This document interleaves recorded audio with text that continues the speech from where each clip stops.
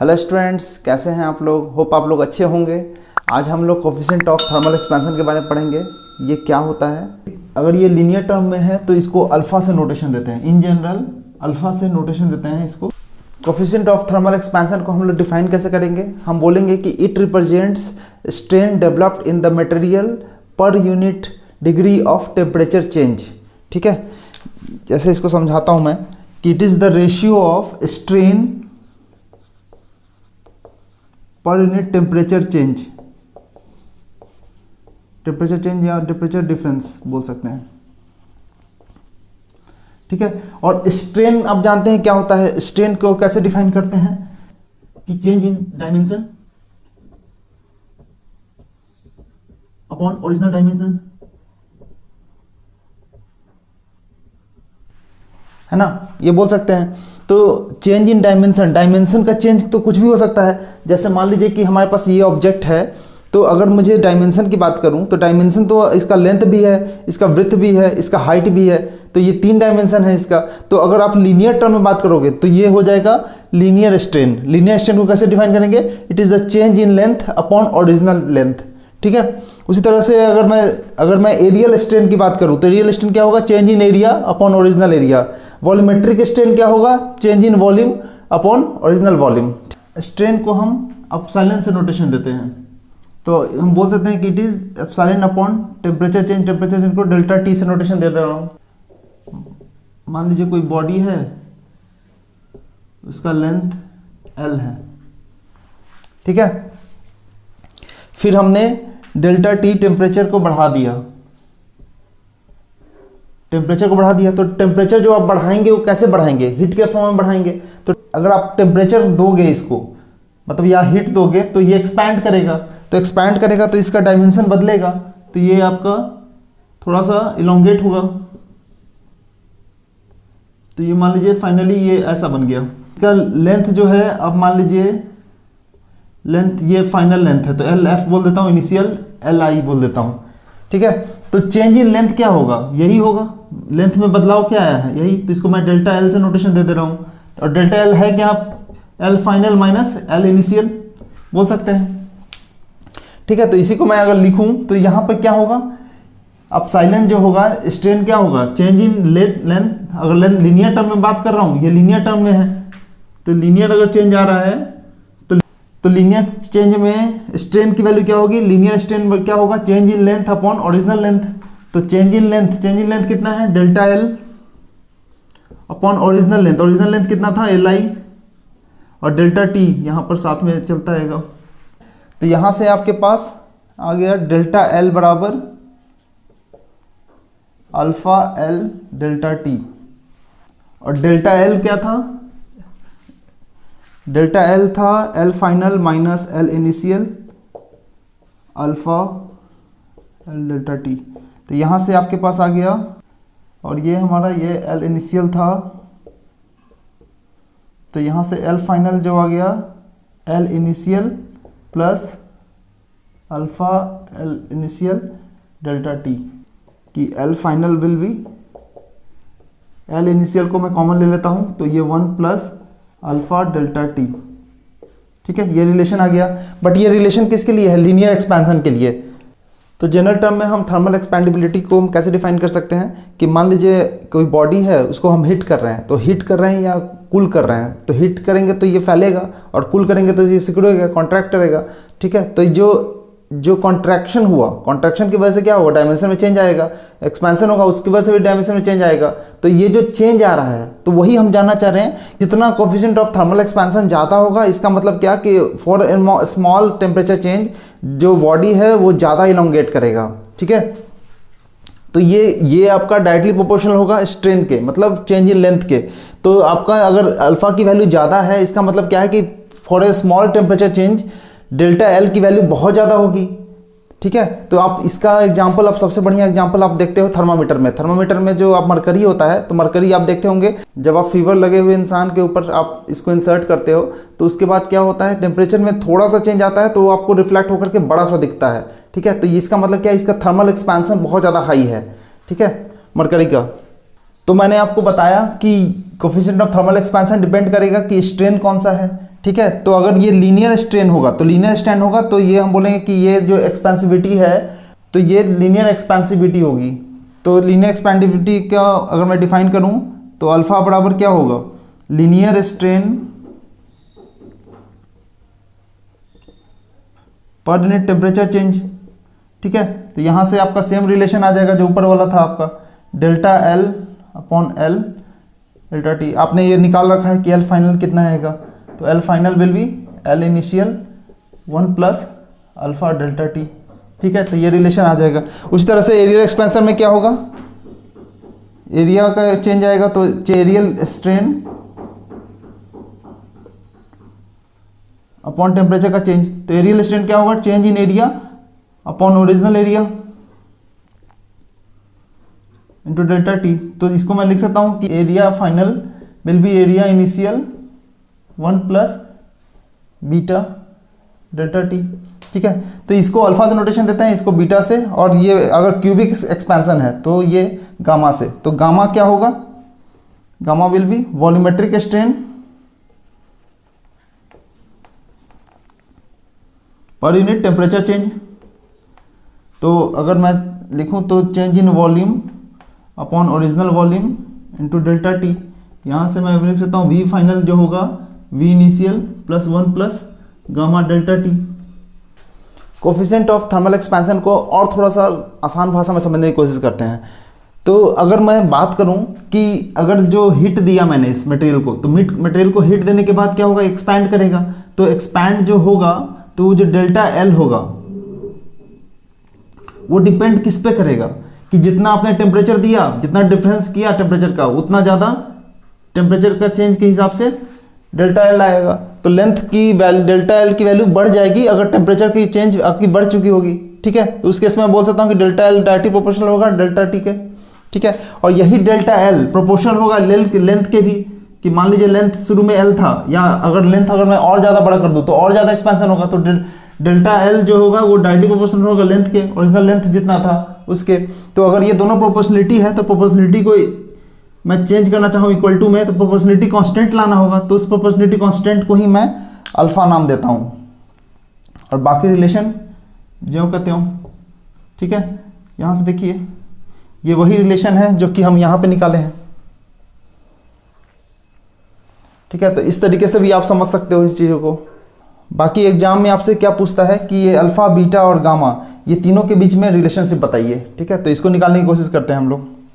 जब linear expansion था तो उस केस में हम कैसे लिखते थे कि एल फाइनल जो होगा that will be equal to L initial into 1 plus alpha delta T, ये हम लिखते थे। और जब एरियल एक्सपेंशन होता था उस केस में हम क्या लिखते थे, A final will be equal to A initial into beta आएगा टर्म डेल्टा टी। अगर मैं एरिया को देखूं तो एरिया डायमेंशन वाइज लेंथ का स्क्वायर होगा। ठीक है, तो एरिया को मैं लिख सकता हूं कि it is the length L final का स्क्वायर, और एल इनिशियल क्या होगा, लेंथ इनिशियल का स्क्वायर, तो 1 प्लस बीटा डेल्टा टी, ये लिख सकते हैं। ठीक है, और यहाँ पर जो है हम इसको स्क्वायरिंग बोथ साइड करते हैं, तो इनको जब स्क्वायर करेंगे तो आपके पास आएगा एल फाइनल का स्क्वायर, इधर भी अगर स्क्वायरिंग किए तो दोनों साइड जब कर रहे हैं तो 1 प्लस अल्फा डेल्टा टी का स्क्वायर। ठीक है, ये हो गया। और एल फाइनल का स्क्वायर, तो मैं यहाँ पर ये टर्म ऐड कर सकता हूँ। ठीक है, तो यहाँ पर मैंने पुट कर दिया इसको एल इनिशियल का square 1 plus alpha delta T that will be equal to L initial का square 1 plus beta delta T. ठीक है, तो यहाँ से आपके पास ये और ये टर्म कैंसिल आउट हो जाएंगे। ठीक है, तो यहाँ पर a प्लस बी का होल स्क्वायर है, तो a प्लस बी का होल स्क्वायर कैसे लिख सकते हैं कि 1 का square plus alpha delta T का स्क्वायर प्लस 2ab मतलब 1 into alpha delta T that will be equal to 1 plus beta delta T. तो यहाँ से देखिए 1 का स्क्वायर 1 हो जाएगा, ये कैंसिल आउट हो जाएगा, और यहाँ से ये कैंसिल आउट हो जाएगा। अच्छा, यहाँ पे देखिए जो अल्फा की वैल्यू होती है, अल्फा की वैल्यू बहुत कम होती है। अगर और अल्फा की वैल्यू आप देखेंगे तो ये अल्फा की वैल्यू अप्रोक्सीमेट 10⁻⁻⁶ के अराउंड होता है। ठीक है, और अगर मैं इसकी यूनिट की बात करूं तो यूनिट क्या होगा, अल्फा होता है स्ट्रेन अपॉन टेम्परेचर चेंज। तो अगर स्ट्रेन की बात करूं तो स्ट्रेन क्या होता था, change in length upon original length, तो ये लेंथ का रेशियो है, तो ये डायमेंशन लेस होगा, तो ये आपका m0 l0 t0 ये होगा, तो ये डायमेंशन लेस है। उसके साथ टेम्परेचर का चेंज या तो डिग्री सेंटीग्रेड में होगा या तो फिर केल्विन में होगा। तो आप बोल सकते हो कि ये इसकी यूनिट क्या होगी, पर केल्विन या पर डिग्री सेंटीग्रेड, पर केल्विन बोल देता हूं मैं। तो याद रखिएगा इसका इनवर्स ऑफ केल्विन होता है यूनिट। तो ये देखो 10⁻⁻⁶ इसकी वैल्यू होती है, तो इसकी वैल्यू का स्क्वायर, तो ये 10⁻⁻12, तो ये वैल्यू बहुत छोटा होगा, तो बहुत छोटा होने की वजह से मैं इसको भी नेग्लिजिबल जीरो मान सकता हूँ। तो ये टर्म जब जीरो होगा तो अपने पास क्या बचेगा, 2α ΔT equal to beta ΔT। तो यहाँ से ΔT कैंसिल आउट हो जाएगा, हमारे पास बचेगा क्या, बीटा इक्वल टू 2α। तो ये रिलेशन आ गया अल्फ़ा और बीटा में, तो यहाँ से हम लोग अल्फ़ा निकाल लेते हैं, अल्फ़ा क्या होगा, β/2। ठीक है। सिमिलरली वॉल्यूम के लिए भी हम लिख सकते हैं, वॉल्यूम के लिए क्या था, V final equal to V initial 1 plus gamma ΔT। ठीक है, ये होता था। तो वॉल्यूम को हम लीनियर टर्म में कैसे लिख सकते हैं कि वॉल्यूम क्या होता है, लीनियर का डायमेंशन का क्यूब हो जाएगा। लीनियर डायमेंशन का क्यूब जैसे ही होगा उसके बाद मतलब L फाइनल का क्यूब, L इनिशियल का क्यूब 1 प्लस गामा ΔT। ठीक है, तो L फाइनल का क्यूब, मैं अगर इसका क्यूब लूँ, इस केस में L फाइनल का मैंने अगर क्यूब लिया यहाँ पर, तो क्यूब दोनों साइड लेंगे, तो L फाइनल का क्यूब, L इनिशियल का cube plus 1 plus alpha ΔT का क्यूब। ठीक है, तो यहाँ पे इसकी वैल्यू L क्यूब की जो वैल्यू आई है वो यहाँ पर पुट कर देंगे L फाइनल वाले में। तो यहाँ पे आपके पास आ जाएगा L इनिशियल का क्यूब 1 प्लस अल्फा ΔT का क्यूब, L इनिशियल का क्यूब 1 प्लस गामा ΔT। तो यहाँ पर ये टर्म और ये टर्म कैंसिल आउट हो जाएगा, प्लस बी का होल क्यूब, तो इसको एक्सपेंशन कर देते हैं, क्यूब ए क्यूब प्लस बी क्यूब, तो 3a स्क्वायर 1 का square alpha ΔT plus 3a alpha ΔT का स्क्वायर। ठीक है, तो ये हो गया क्यूबिक का एक्सपेंशन, तो 1 प्लस अल्फा ΔT।